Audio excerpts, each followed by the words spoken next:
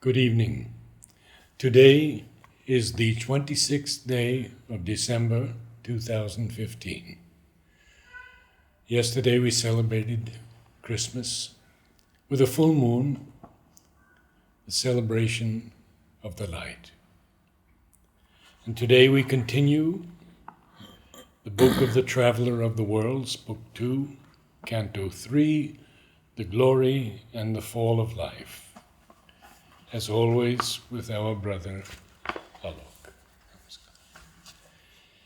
Today's letters from Sri Aurobindo are still in 1936.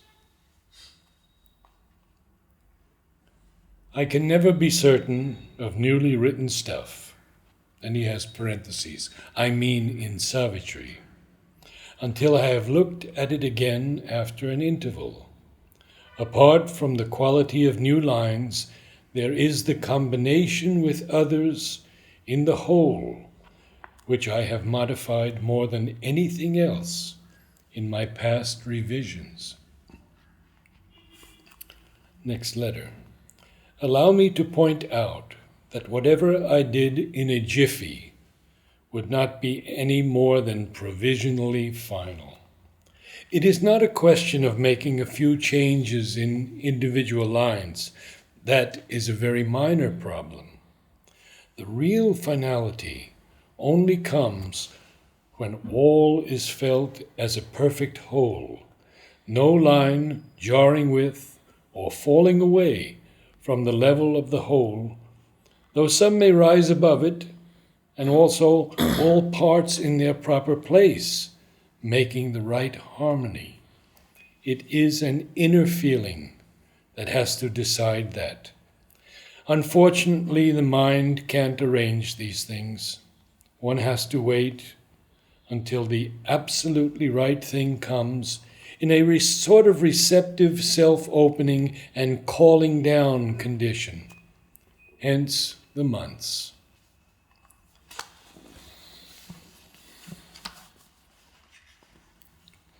So in all these letters, Sri Aurobindo is also revealing to us the process of receiving the right inspiration and how we have to go further and further till the very perfect expression is found. And that applies in every field, every area of human endeavor.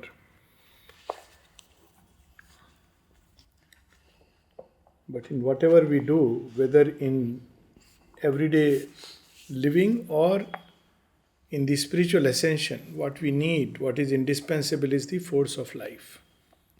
So it's so important, and that's why to conserve it, to purify it, to refine it, all these methods, basically because without the life energy, one cannot do anything in life, not only whether in outward life or in inner life, whether in the sphere of the mundane or in the sphere of the spiritual. Nothing can be attained without the power of life inside. It is in fact the power, the originating power. And that's what we find here. But first Ashupati, as he enters into these kingdoms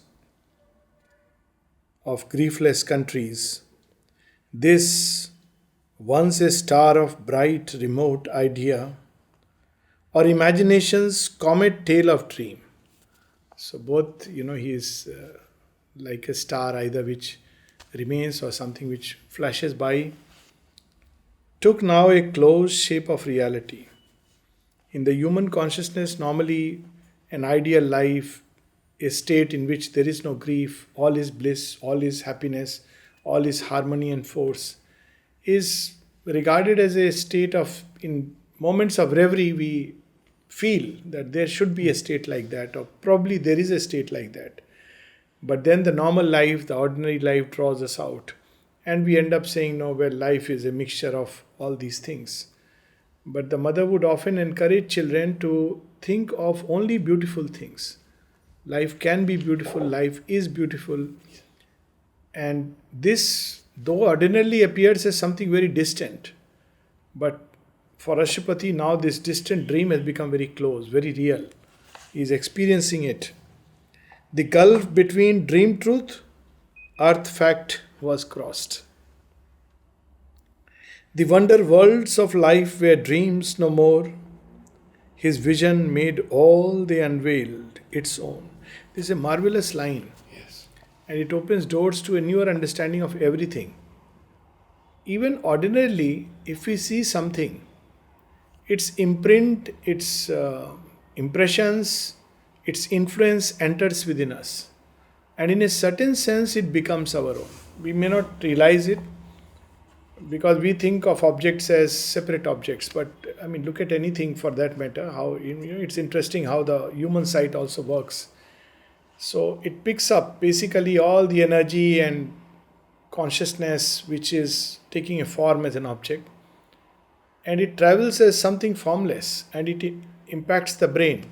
In the brain, the image is reconstructed, and this is a great mystery. How we see things as they are, no one knows, because in the brain you don't have. It's not like a photographic plate. There is no plate inside. So there are simply energy which flows through the eye and impacts the brain. In the brain, the image is reconstructed not only of the image of the object, but it's our impression which intervenes in between. Kind of subtle influences which are associated, likes, dislikes, attractions, repulsions, all these things together. So, in a certain sense, through sight, we take in the object and make it our own. Unfortunately, our sight is so full of ignorance that what we make as our own is not the object in its reality, but the object in its distortion, because that's how we conceive it. But Ashupati has a truth vision. So when he makes something his own, it's a truth vision which takes it. And that's why we eat not only through the mouth, as the Upanishad would put it, also through the eyes and the ears and every sense. Because through that we take in reality. Food is only one medium through which we take in reality. Actually, we eat reality. That's how the Gita puts it. Brahman eats Brahman. So this is the eternal truth, but we don't know. So these are external ways through which reality is meeting reality and taking a joy in that. So here we see his vision made all they unveiled its own. This is another very interesting aspect, that his vision is unveiling things. There is a power in his sight. Their scenes, their happenings met his eyes and heart and smote them with pure loveliness and bliss. Because these are worlds of bliss. These are worlds of love and joy and charm. A breathless summit region drew his gaze, whose boundaries jutted into a sky of self and dipped towards a strange ethereal base. So life climbs through various forms and manifestations, and where does it? Ashupati is witnessing that this life is merging into a sea of self, like looking at a mountain top, huge mountain top, which is its heights are almost mating with the sky. And when we look at from a certain point, it's hard to say where the mountain is ending and where the sky is beginning. So like that, he is witnessing this whole play of life. But it also dips into this Yes, ethereal base. yes, that also he'll reveal to us. The quintessence glowed of life's supreme delight. But what is the essence of life? It's power, force, delight. Its home is delight. From there, because that is the first star of creation. Wherever there is movement, there is life. So life, cosmos is living because cosmos is ever expanding and breathing. It's the great breath. The atom is living because within the atom there are constant, incessant movement, dynamism. Life is there as the kinetic energy. So everywhere there is life.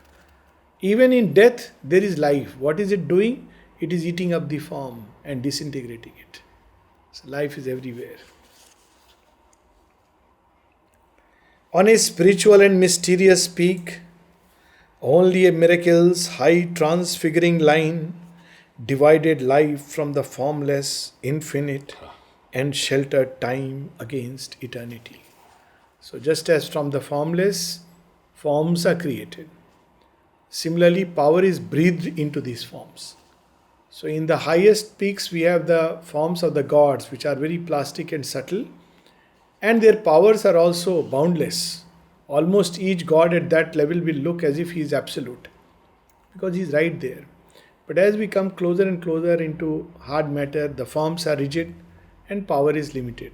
But all around it's the play of life, right from there. So its task is to breathe power into forms. That's what it is.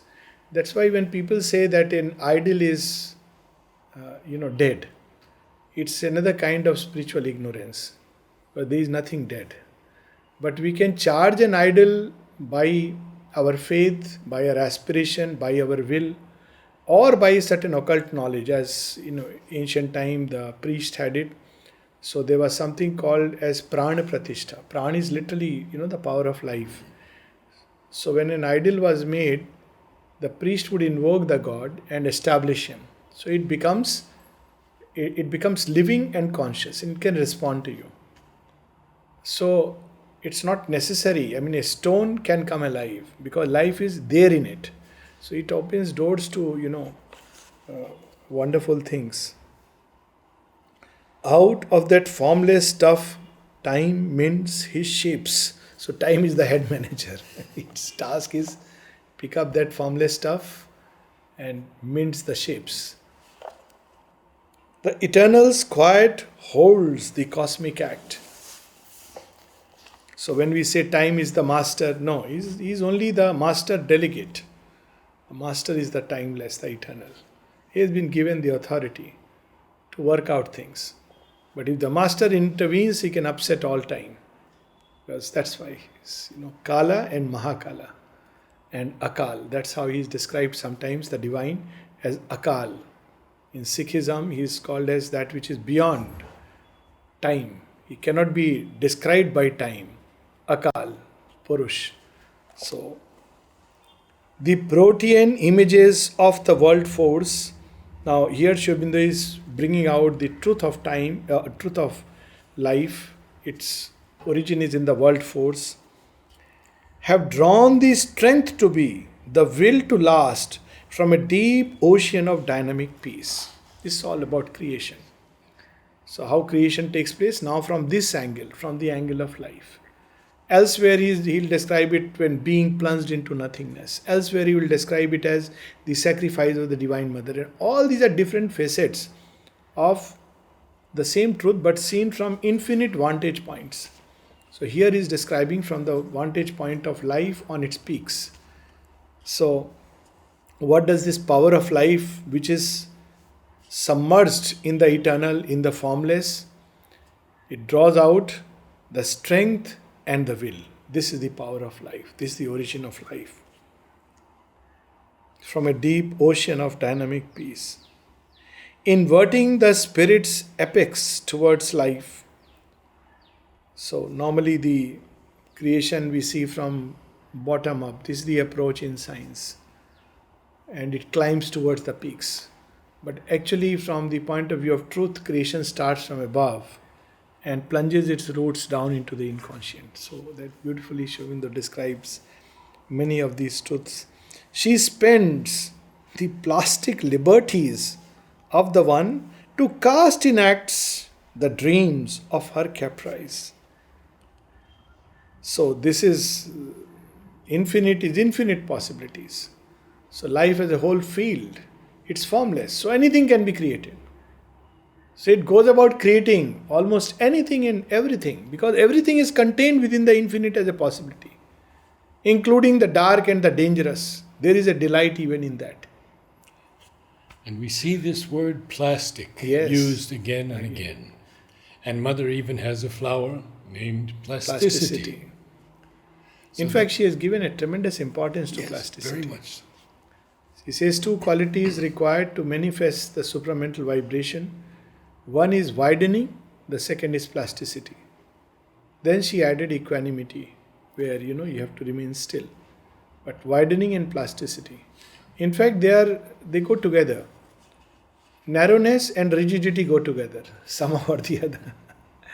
And as you become wide, you become more plastic because you see many possibilities. So it's wonderful, His wisdom's call steadies her careless feet.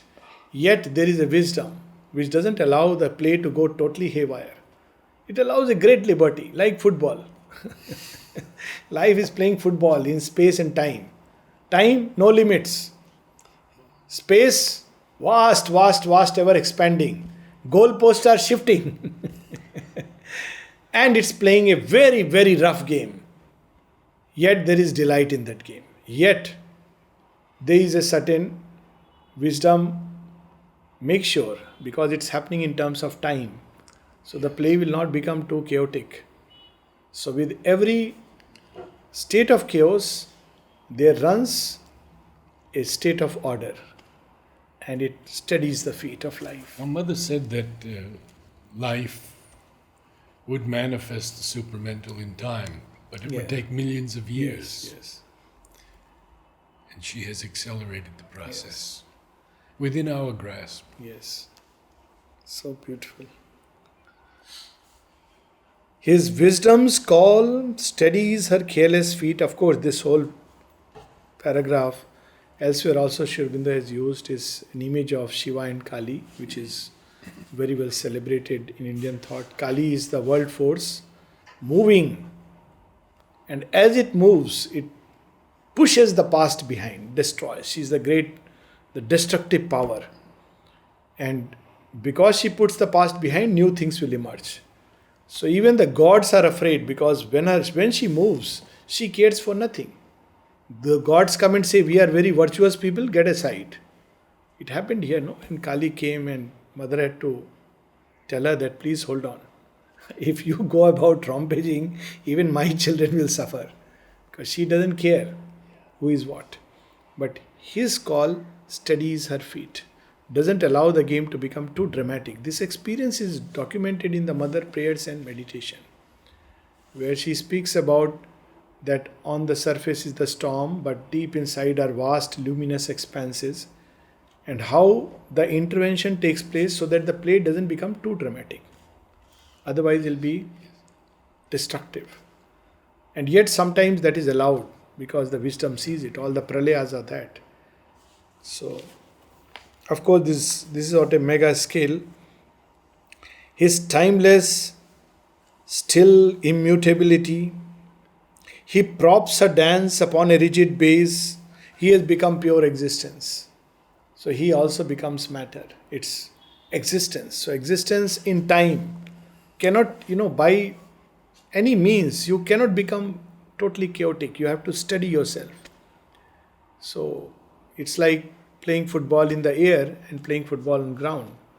There is a world of difference, because it will steady you. You can't just, even if you think you want things to happen, there is a process. His timeless, still immutability must standardize her creation's miracle. Out of the void's unseen energies, inventing the scene of a concrete universe, by his thought she has fixed its spaces. In its blind acts, she sees by flashes of his all-knowing light. So she knows about that wisdom intuitively, and thereby she goes about. So even when the play appears careless, and it does appear, because we look at things and events in a very narrow way in terms of time and space, but it's not careless. Even in most random things, there is a wisdom which is always operating, and even in the most blindest movements of life, it is there operating inside. At her will, the inscrutable supermind leans down, because its origin is in the supreme consciousness. And I believe this is the first time that we have seen supermind thus far in Savitri. Yes. After all tapasya is the energy of life, concentrated energy of spiritual endeavor. So at its will, that is its possibility. Of course, the fact that it's not used that way, but he's describing in the realms of life, at her will, the inscrutable supermind leans down to guide her force that feels but cannot know. So supermind is the realm of truth vision, truth action, truth by identity. So it is that which is behind its most random movements and guides it, even though life is blind in her actions. Its breath of power controls her restless seas, and life obeys the governing idea. So these are the two things: knowledge and power, force and idea, and it's the play of that which Aurobindo is revealing to us. At her will, so we read, at her will the inscrutable supermind leans down. At her will, led by a luminous immanence, the hazardous experimenting mind pushes its way through obscure possibles mid chance formations of an unknowing world. So first he speaks about the supermind. At its highest peak, this will of the divine, which has emerged as the power and will to be, it brings the supermind into the earthly play, into wherever. It brings the supermind into the play, wherever life operates. And then it also pulls the mind and directs it to create formations and forms. Our human ignorance moves towards the truth that nescience may become omniscient. Transmuted instincts shaped to divine thoughts. So beautiful these lines are. Thoughts house infallible, immortal sight, and nature climb towards God's identity. So this is a art. She creates formations. Formations are apply at every level. Physical formation, of course, and there are mental formations, there are psychological systems of thought. So all these, life power breathes life into them. They become living realities. They have a term. They last, exist for a time, influence mankind, and then they are broken and cast aside. The impulse, the mental energy inside these thought formations pushes itself towards newer thoughts, greater heights. Then they operate for a while, they are broken aside. New thought formations, new ideas, new philosophies emerge out of that. So this is how it is pushing. It's so interesting that life enters into a small idea and eventually enlarges it to become greater and greater. And we can see that take for instance democracies as they were practiced in way back time, and democracies as they've emerged now. And out of that again something new will emerge. So this is how all evolution takes place.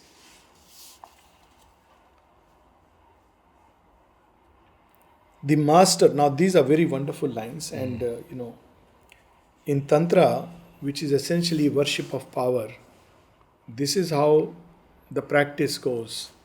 The master of the worlds, self-made, her slave, is the executor of her fantasies. He says, yes, it doesn't matter what she is doing, because deep inside there is a wisdom which is operating, and she has got the charge to execute what is there inside. Yes. And this we see beautifully in the wonderful relation of the Lord and his Shakti, Ishvara and Ishwari, Mother and Sri Aurobindo. As a child I had read many stories of this kind, of the Lord and his Shakti. But first time I understood it with clarity when I read about Mother and Sri Aurobindo. And see how it happens. Look at Sita's action from the Ramayana. Sita apparently, is seemingly in a moment drawn by a golden deer. Now Sita is the world mother. Why should she take a fancy to golden deer? Is not she supposed to be beyond Maya and not be attracted and attached? But it's a fancy. She takes a fancy. And Rama, after an initial thing, says, okay, I'll go after the golden deer. Now, okay, she has taken a fancy, but he should have put his foot down. No, I won't. You are being misled. But he goes after the fancy. And we know that from that point, the story takes a different turn. Now, Sita ends up in Ravana's Lanka. And what happens now? Rama marches into Lanka. Now look at that fanciful moment in Ramayana. Even in ignorance, when the divine Shakti acts, there is a tremendous plan which only over a period of time unfolds itself. If Sita was not drawn or attracted towards this fanciful deer, life would have been very nice for Rama and Sita, but no Ramayana. Ravana would have continued to reign in Lanka and Rama in Ayodhya. She goes into the darkness and draws Rama, the Lord of the worlds, into the darkness, crying, Sita, Sita, Sita, where are you? Searching for Sita, he ends up into the home of the Asura, only to destroy him. So this is how the world power works. And if we don't see that vastness of the play, then we can easily get misguided and wonder why this is happening. What is this happening? It takes us back to Book 1, Canto 4. Yes, the secret knowledge. The secret knowledge. Yes. So many stories of Mother and Sri Aurobindo. Whenever the mother would say something, Sri Aurobindo will okay it. It was a sanction. And whenever people appealed to Sri Aurobindo, he would not change the decision. Mother could change the decision. Yes. But Sri Aurobindo would accept whatever mother had Yes. said. And there are many interesting stories about it. And how Sri Aurobindo was concerned about everything of the mother. Yes. Even including when she would, he is the silent support behind. But the whole play is managed by her. If she said yes, it was yes. There is a very interesting story, Chote Narayan ji.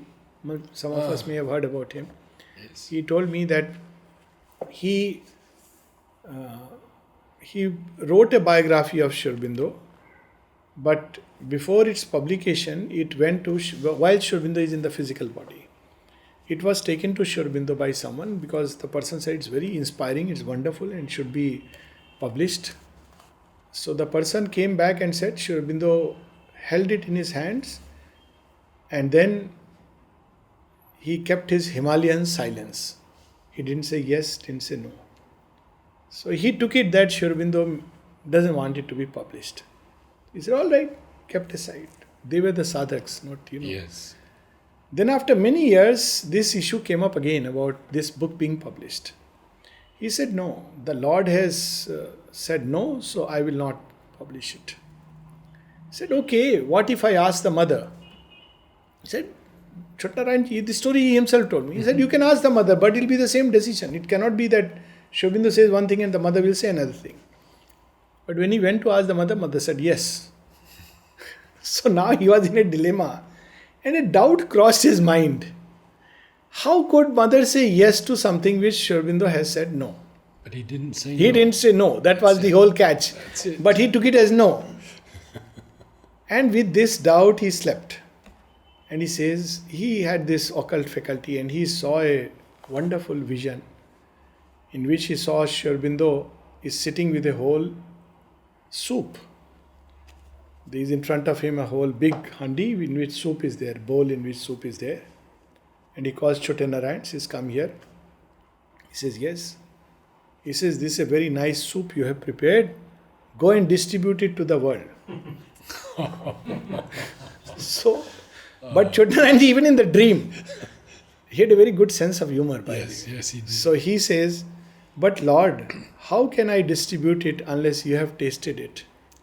Then only it will be a prasad. And Sri Aurobindo dips his finger inside and tastes it. And says, now you give it.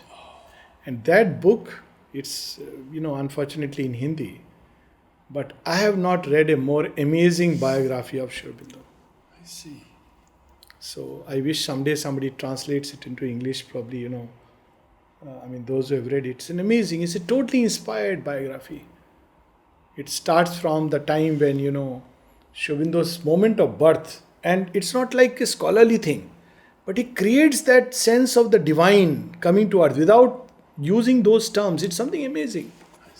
So, how the relation between the Ishvara and the Shakti. Wherever she goes, when she says yes, the Lord's yes is there anyways. It accompanies.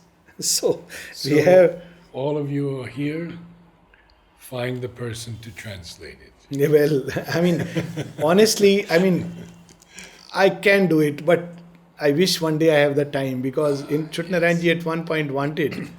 He asked you. So I don't know, maybe let's see if time comes because it's really amazing, very inspiring.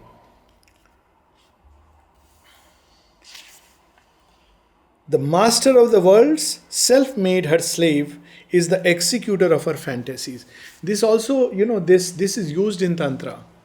And this is a whole Vaishnava Tantra and this great writer Jayadev, he has immortalized it with his pen when he shows the relation of Krishna and Radha in reverse. Normally, Radha is shown as surrendering herself to Krishna. But Jayadev shows Krishna as surrendered to Radha. Radha is sitting and he has put his knees upon her, his head upon her knees. And there is a very nice episode where Radha is not happy when Krishna is late. And Krishna says, I seek your forgiveness. I touch your feet, forgive me. Now, those unchaste minds will see in it nothing but carnal love. But it's not carnal love. Aurobindo has said the love of Radha and Krishna is the love of the soul and the divine. And the love of the Supreme and His Shakti. It's not carnal love at all. That's because we are full of carnality, so we see carnality everywhere. That's our problem, not the problem of the great mystic poets. But it's very profound. So here we see this, that Master has made himself her slave, self-made. She has not asked him to be her slave. She has canalized the seas of omnipotence. She has limited by her laws the illimitable. So and he accepts the play and the conditions and says, I'll play by those conditions. The immortal bound himself to do her works. He labors at the tasks her ignorance sets, hidden in the cape of our mortality. That's why we see Aurobindo writing Savitri again and again. He's the divine, omnipotent. But he must establish something on earth, not by a freak miracle, but change the laws of earth. So every time he pours a new energy, a greater form of inspiration, and it comes in contact with the earth consciousness undergoes a change. So he has to accept the hard conditions of the play and not do some arbitrary miracles as, the divine is omnipotent, so he will do anything with a magic wand. He could do it, as is seen in the story of Kiki, where she makes her come alive. Yes. But he would not do it, because if he does it often, it will interfere with the evolutionary play. It's a whole story of evolution. Otherwise, it will make no sense at all. As he said to Nirodha, that the divine is not a freak playing in a puppet play with marionettes. That's not what he is doing. It's an evolutionary journey. So we become ready, and he pours. We become ready, he pours. Or rather, he pours and we become ready. Step by step and stage by stage, we must ascend. And all these steps and stages are marked out by the life force. The worlds, the forms her goddess fancy makes have lost their origin on unseen heights. They all start from there.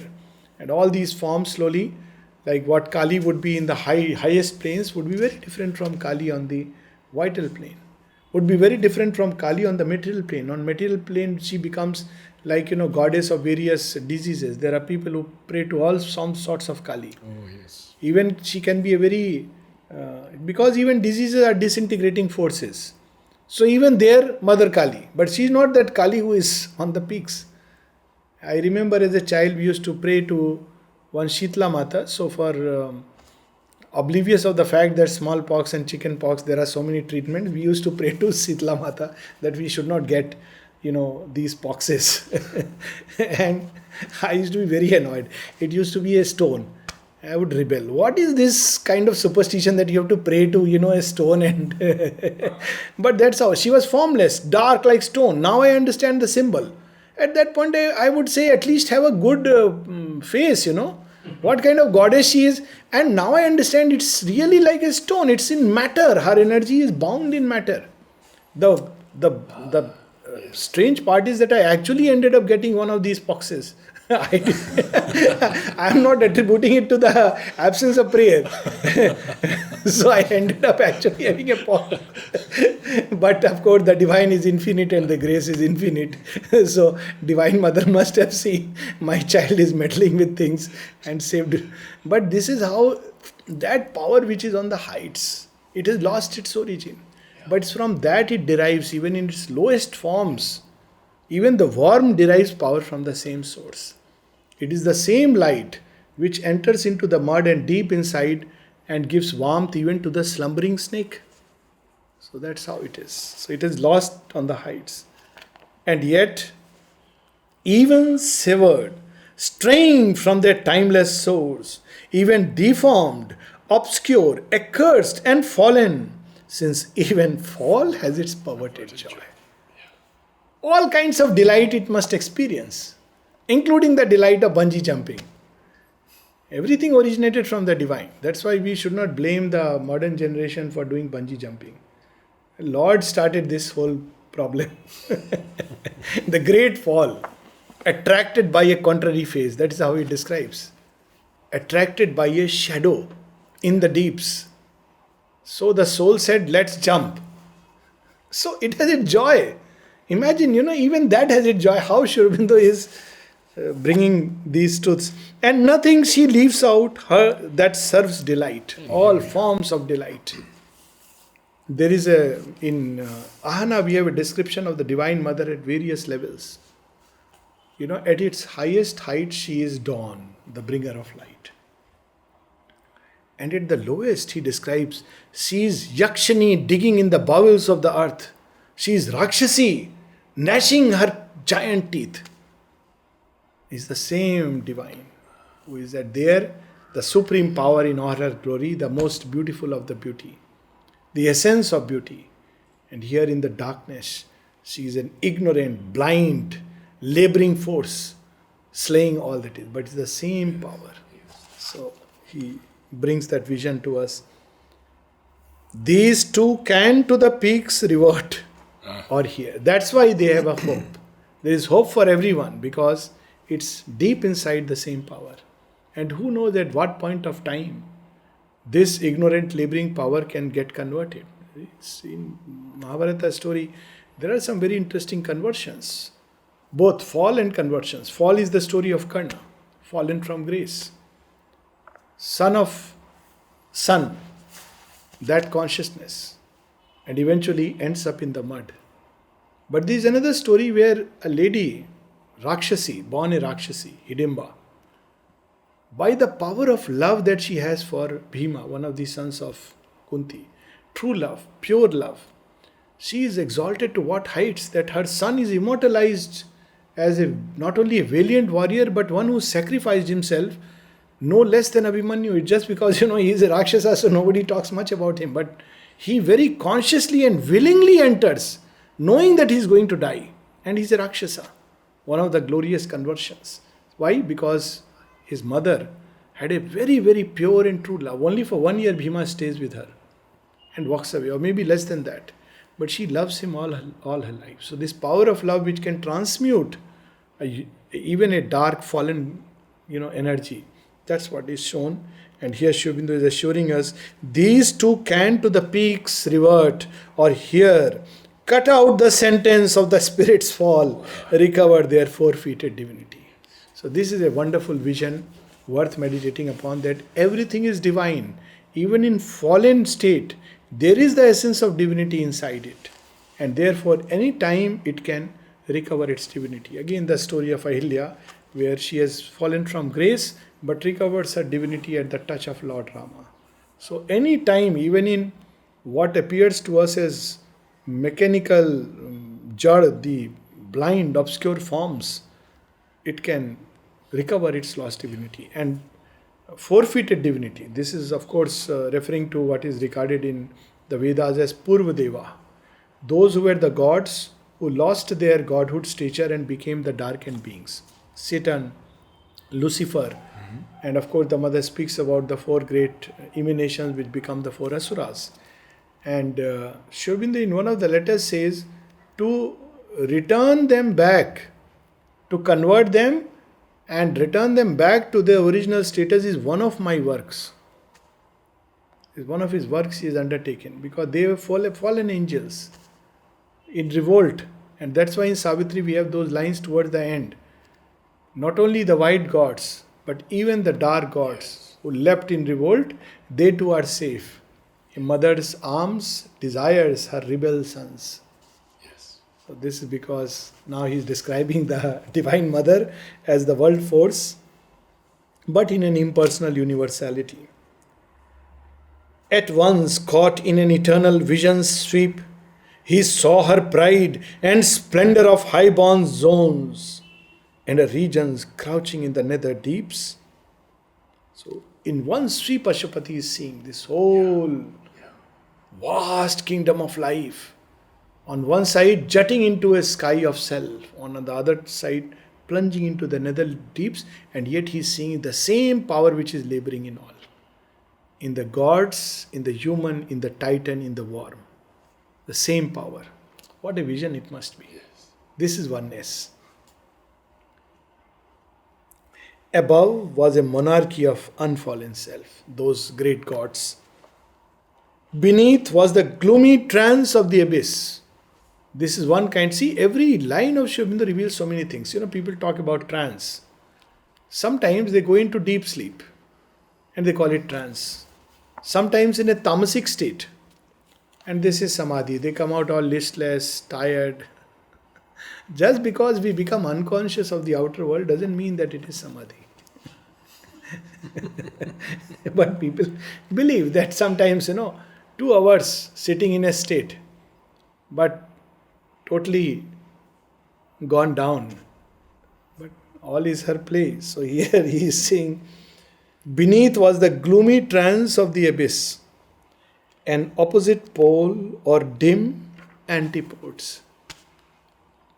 There were vasts of the glory of life's absolutes. All laughed in a safe immortality and an eternal childhood of the soul, filled with wonder, without any shame or guilt, full of sweetness, full of joy, so that he sees on top.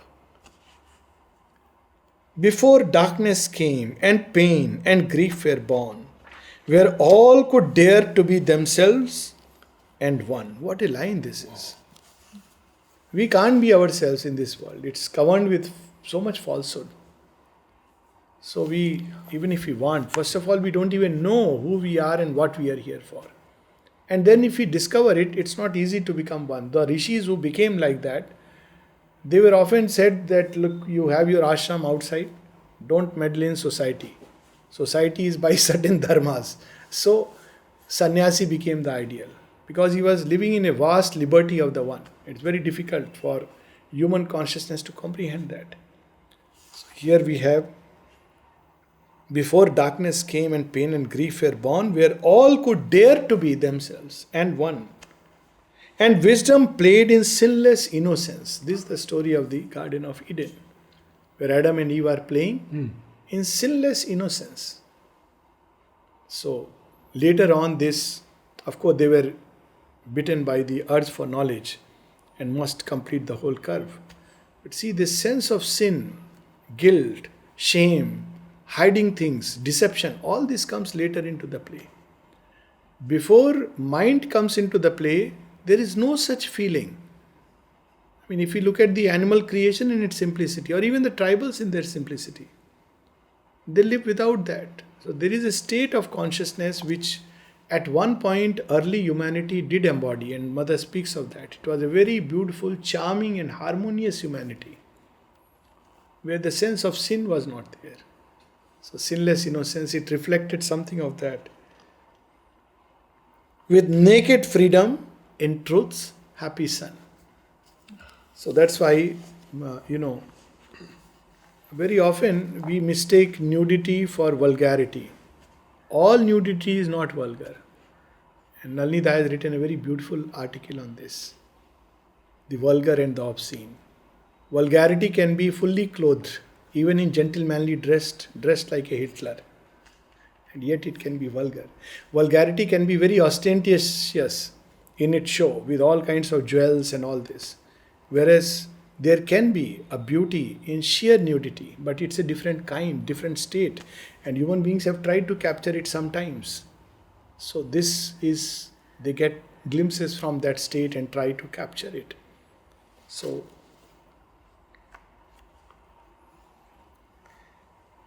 there were worlds of a laughter and dreadful irony. This is totally defies all description. Dreadful irony.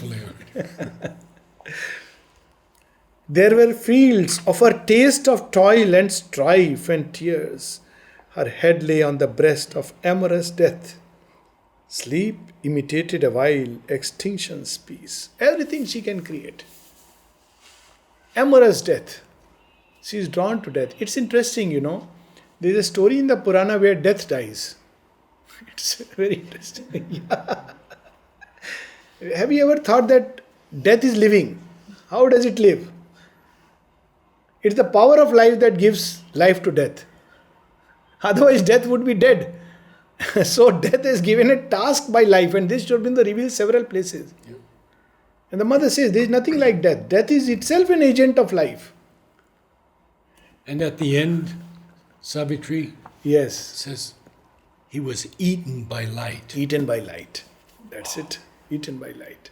It has been given a dreadful form and shape for a certain work. And this eaten by light is the story which we see in one of the Puranas where Kartikeya is representative of the universal fire, Vaishvanar. So he kills death. So then all the gods say this is a problem. If death dies, there will be chaos. We need this fellow, please let him come alive. So he is brought back alive by Shiva. So this is very interesting, that even death lives at the mercy of life. It is just created. So life lies on the breast, amorous death. Sometimes he takes a fancy, okay, death, you take me. And the light of God she has parted from his dark. It's one, but yet for the sake of the play she creates these different fields. This is very beautiful in the ocean, we will see. Today it was there, during the storm it was there, that up to a point the ocean is very muddy and then it becomes green. Not all days we can see it. When I was seeing it, I was reminded of this line, the light of God she has parted from a dark. Actually it's the one ocean. Or there are places in Cape Town, when we go to that, we can see the three oceans meet, even in India, where we can see the three oceans meet. If you go down to Kanyakumari or probably still lower, where you can see the three oceans actually meeting, and distinct oceans. Very interesting. So, but it's one ocean. So she has created, because for a play, okay, this is the dark side, this is the bright side, let's have a play. Like in chess, you have two different pieces, otherwise there will be no play. You can't play white against white. So for the play you need. So she has created the antipodes, the bright and the dark, and you change the pieces. The light of God she has parted from his dark to test the savor of bare opposites. This too is a joy, for the sake of joy she creates. Here mingling, now comes, these marvelous lines. This is about the typal worlds of life. So there are worlds of utter darkness, there are worlds of glory of life. But here in human heart, and that's where the problem comes, both come together. And this is the big challenge. Here mingling in man's heart, their tones and hues have woven his being's mutable design. His life a forward rippling stream in time. His nature's constant fixed mobility. He is ever changing, yet looks like ever the same. Constant fixed mobility. And this in human beings it's mixed. So that's why I see how things have evolved. In the days of Rama, the Asura was in Lanka and the gods were in Ayodhya. Simple. In Krishna's age, the Asuras and the gods were in the same family. Cousins. In Aurobindo age, the Asura and the gods are in the same human being. So, now we can't kill. We have to change. There is no other choice. So, it is like, an evolution taking place. So, here mingling in man's heart, their tones and hues. All these worlds of life, put something of them in the human being and say, now you have this challenging task of putting us in the right places and reconciling and transforming whatever else. And what a task. That's why at one level human beings have this greatness and God takes so kindly to us. His soul a moving picture's changeful film. His cosmos chaos of personality. The whole cosmos pours itself into a human being. That's why there is chaos. That's why God is so kind to us. Because He knows what we are. He knows what a deadly task has been given to us. And that's why the grace is infinite with humans. We have to just open a little. The Divine Mother understands us because she knows the play of nature. Human beings may not, but she knows. The grand creatrix with a cryptic touch has turned to pathos and power, being self-dream, made a passion play of its fathomless mystery. The great drama of life. Can end there. Yes, we will end here.